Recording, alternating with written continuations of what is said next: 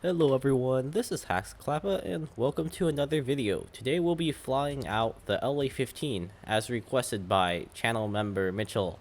So thank you man for spending $10 to get like a single video out of it. Anyways, let's take a look at the LA-15.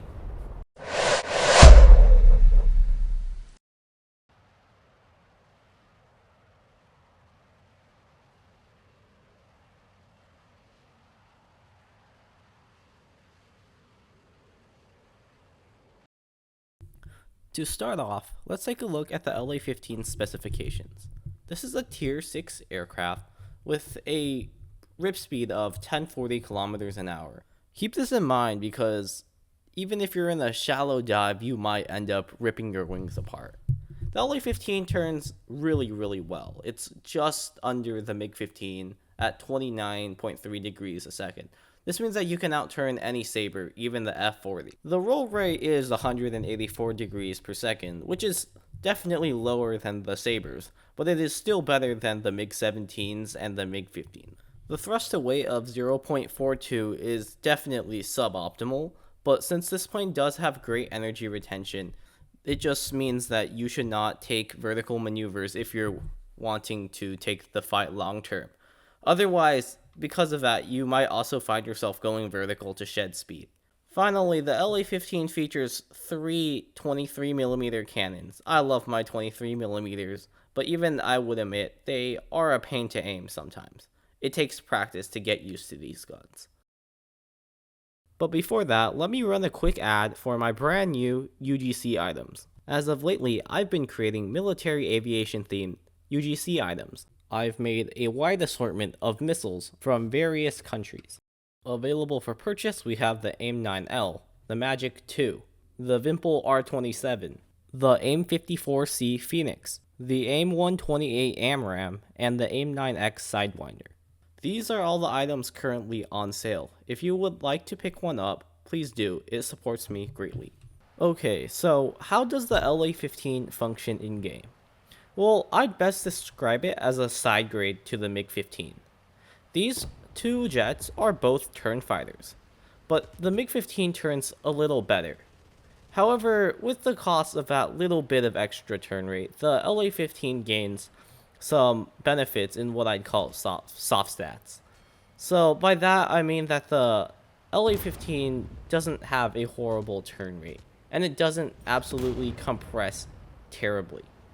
Otherwise, it still shares really good retention that the MiG-15 also has, which is pretty surprising since both of these aircraft have pretty bad engines. It's more or less comparable to like the A5 Sabre or something. So how does the LA-15 stand up in the meta? Well, at tier 6, it's like a lot of the other jets where it doesn't have air-to-air missiles. Now, at this tier, it's not super important to have missiles, but that also makes it so that this lacks a tool that could be really useful in dogfights. For example, missiles can be used to pick off the people who are not paying attention, but more often than not, I like to use it to force somebody to bleed their airspeed, to force people to turn. When you don't have missiles, people can basically just run away from you, and you can't really do much about it. And that's extremely evident in some scenarios. Another thing is that this is a subsonic aircraft, like most aircraft at its bracket. So that does mean that you will struggle to face the slew of F-104s that are in this tier.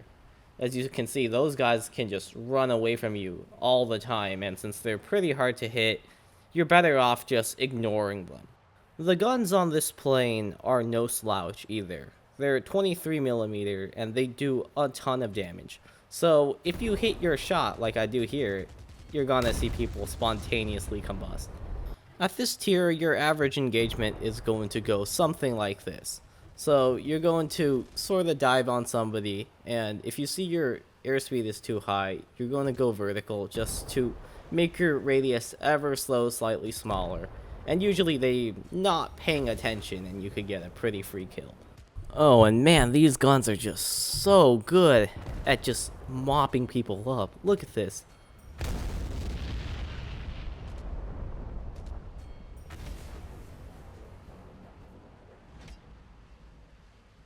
And right here is another example of an engagement in this plane. So I first shoot a bit in the head-on because why not?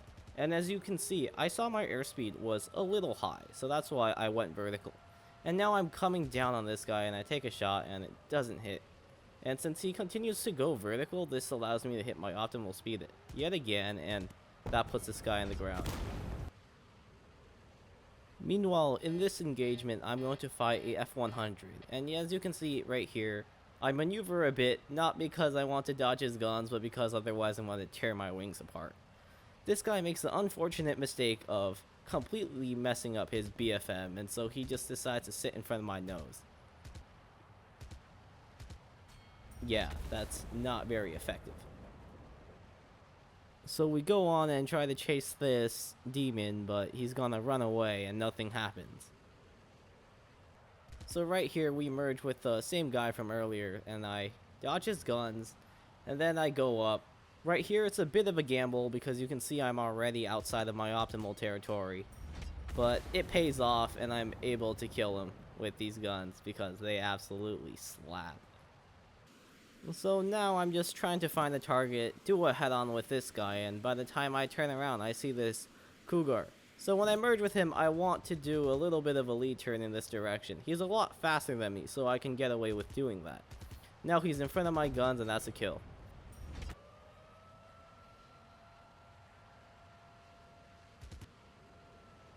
So I just want to end off this video with a quick showcase of the energy retention of this thing. So I don't end up surviving this encounter. You can see there's like 3 guys around here. So in this type of scenario, I just want to keep my energy, which is why I'm diving as much as I can. And as you can see right now, I want to stay out of his gun, so I maneuver, make some weird aspect shot, and I just continue in my turn. Never turn back around when you're in a rate fight with somebody, because you're going to end up in their guns and they're going to shred you.